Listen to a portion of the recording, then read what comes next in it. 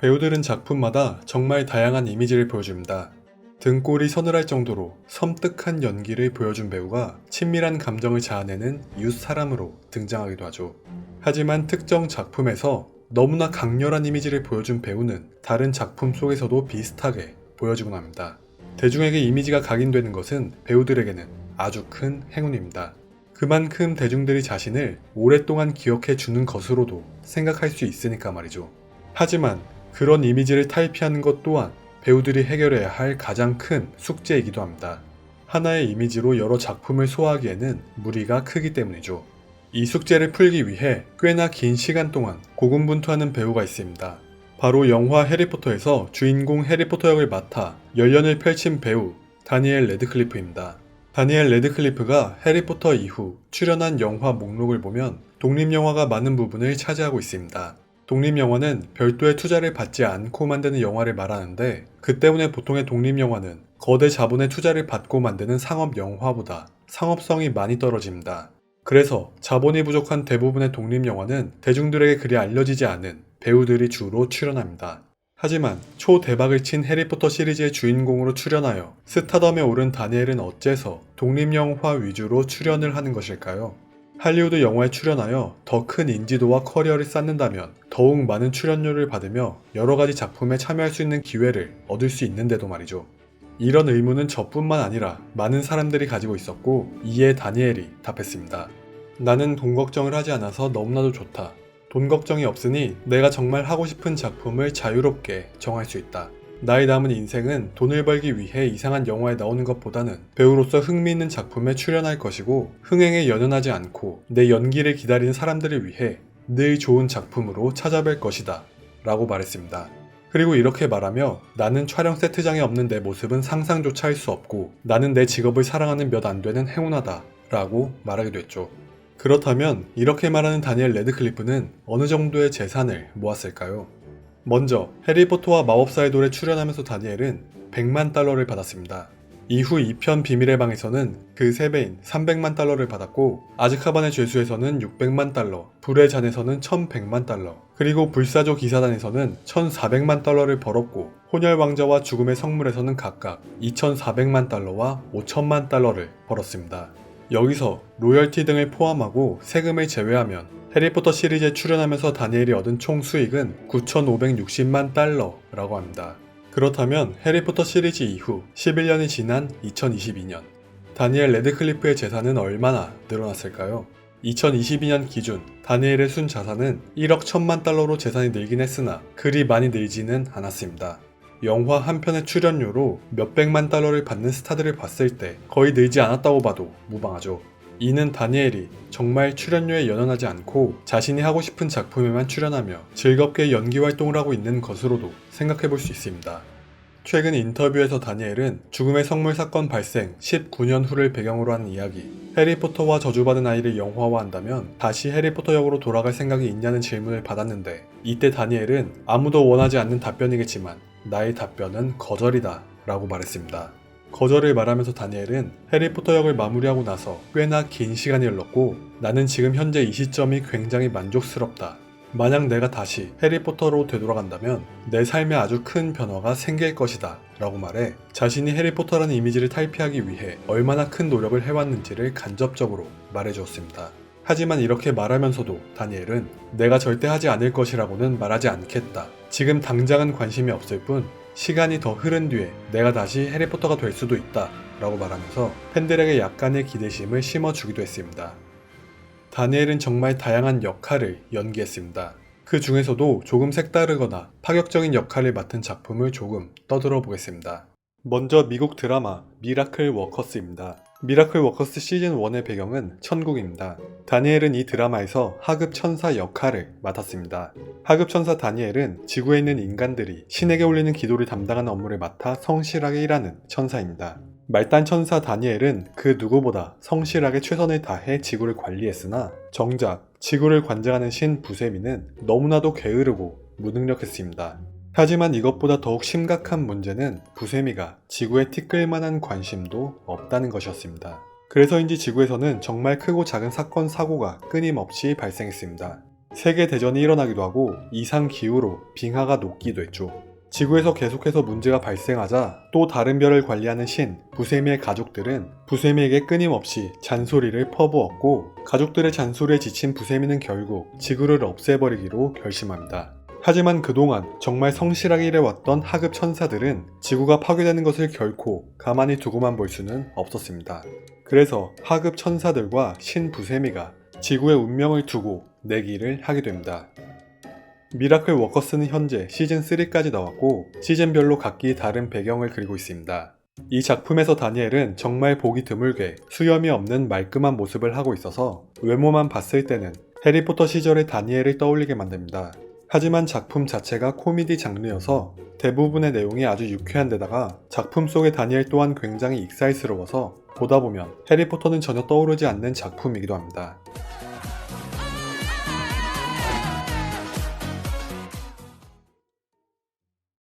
(2019년) 작품 건즈 아킨보입니다. 무능력한 직장인 마일즈는 허구한 날 사장에게 조인트를 까입니다. 하지만 밤이 되면 마일즈는 그 누구보다 싸우기를 좋아하는 워리어로 변신하죠. In real life, I couldn't hurt a fly, but behind the keys, I was the fucking Terminator. 그렇게 키보드 워리어가 되어 스트레스를 시원하게 풀어낸 마일즈는 아주 편안하게 숙면을 취합니다. 하지만 자고 일어난 그의 몸은 정상이 아니었습니다. 마일즈의 양손에는 권총이 볼트로 단단하게 고정되어 있었고, 마일즈 본인은 스키즘이라는 살인 게임에 강제로 참여하게 되었습니다. 키보드 조금 잘못 눌렸다고 살인 미션을 받게 된 마일즈는 살인은커녕 싸움 한번 해본 적도 없는 사람이었죠. 하지만 상대를 죽이지 않으면 자신이 죽고 도망치려고 해도 죽습니다. 설상가상으로 자신이 죽여야 할 상대는 살인 게임 스키즘에서 수백 명을 죽인 살인광 닉스였습니다.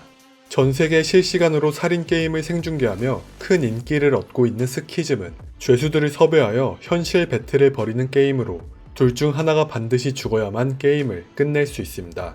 평소 일을 안 좋게 생각하고 있었던 마일즈는 스키즘의 악플을 달면서 스키즘 보스의 심기를 건드리게 되었고, 그렇게 마일즈는 강제로 스키즘에 참여하게 된 것이었죠.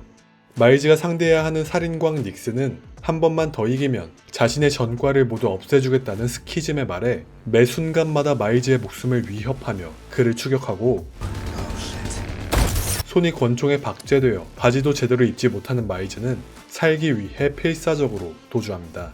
건즈 아킨보는 양손에 총을 들고 있는 모습을 의미합니다. 이 영화는 관객들이 실제로 게임을 플레이하는 듯한 느낌을 받게 만들 정도로 영화의 대부분이 화려한 액션씬으로 채워져 있습니다. 거기에 중간중간 나오는 잔인한 장면마저 게임 CG처럼 처리해 피가 튀는 장면도 그리 섬뜩하게 느껴지지 않았습니다. 다만 B급 감성에 뻔한 클리셰들이 난무하기 때문에 진지하게 보기보다는 킬링 타임용으로 보기 적당한 영화입니다. 이 영화에서 다니엘은 찐따 연기를 기가 막히게 표현해냈습니다. 옷도 제대로 입지 못하고 그저 도망만 다녔던 찌질이가 시간이 흐르면서 악에 당당하게 맞서는 모습은 관객들에게 통쾌함을 선사합니다. 외딴 부인도 한 남자가 외로움을 견디다 못해 목숨을 끊으려는 시도를 합니다. 하지만 그때 해변가에 한 사람이 떠밀려옵니다. 허겁지겁 달려가 봤으나 떠밀려온 남자는 이미 목숨이 끊어져 있는 상태. 또다시 절망에 빠졌으나 그때 시체에 가득 찬 가스를 보고 기가 막힌 생각을 떠올립니다.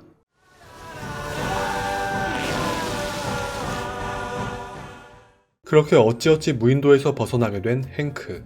하지만 여전히 사람은 그림자조차 찾아볼 수 없었습니다.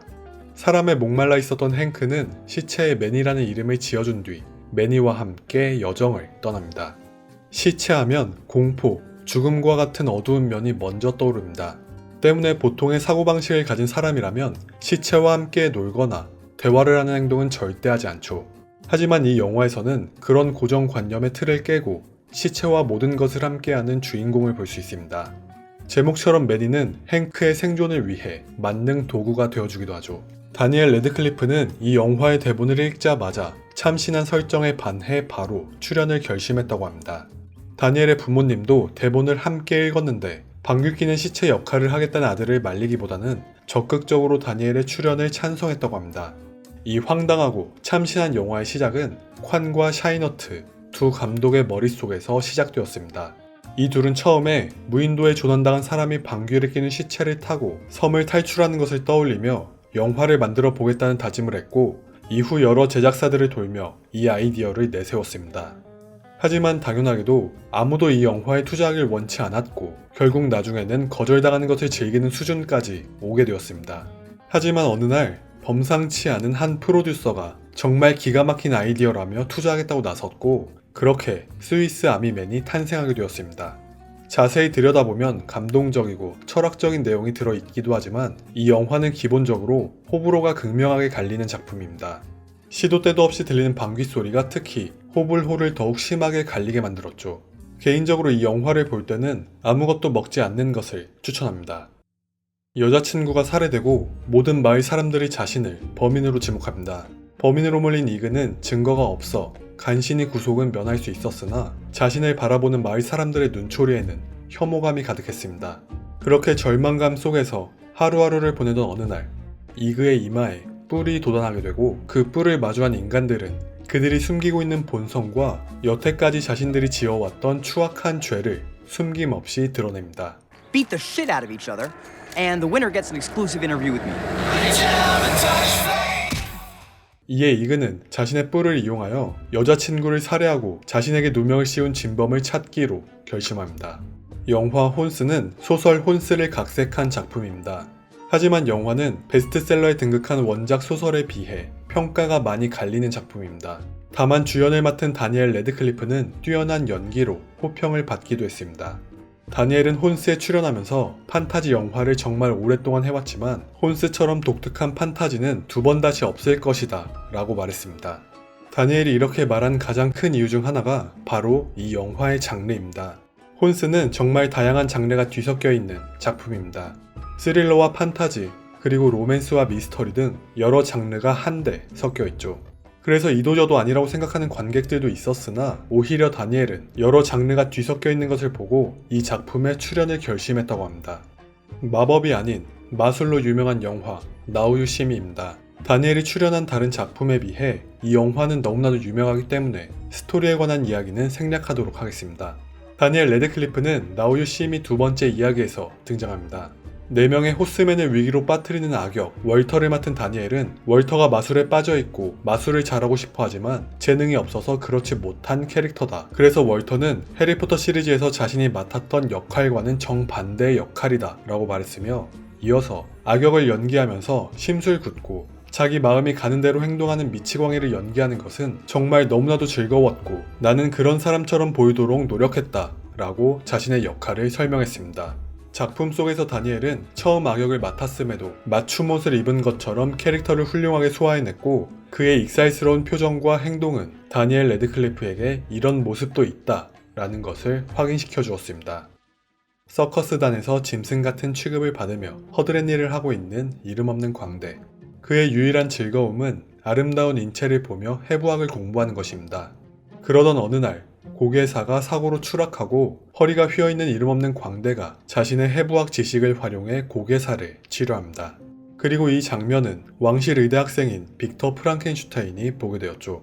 빅터 프랑켄슈타인은 이름 없는 광대가 해부학이 뛰어난 재능을 가지고 있다는 것을 파악하고는 자신의 실험에 도움이 될 것이라고 생각해 위험을 무릅쓰고 그를 서커스단에서 탈출시켜줍니다. 이후 빅터는 그의 휘어진 등을 치료해준 뒤 이고르라는 이름을 지어주고 자신의 조수로 삼습니다. 이후 이 둘은 죽은 생명을 되살리는 위험천만한 실험을 하게 됩니다. 영화 빅터 프랑켄슈타인은 뛰어난 연기력을 인정받은 두 배우가 출연해 많은 화제를 모았던 작품입니다. 거기에 다니엘의 파격적인 변신도 화제성을 높이는 데 한몫하기도 했죠. 영화에서 다니엘이 맡은 이고르 역은 단발머리에 어두운 옷을 주로 입곤 했는데, 이를 보고 일부 관객들은 스네이프와 릴리 사이에 아들이 있다면 꼭 저런 모습일 것이다 라는 말을 하기도 했습니다.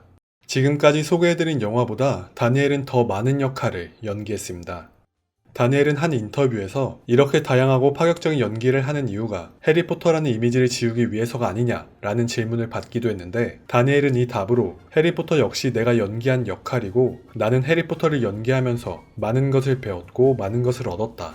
굳이 해리포터의 그늘에서 벗어나기 위해 노력하고 있지는 않는다 라고 말했습니다.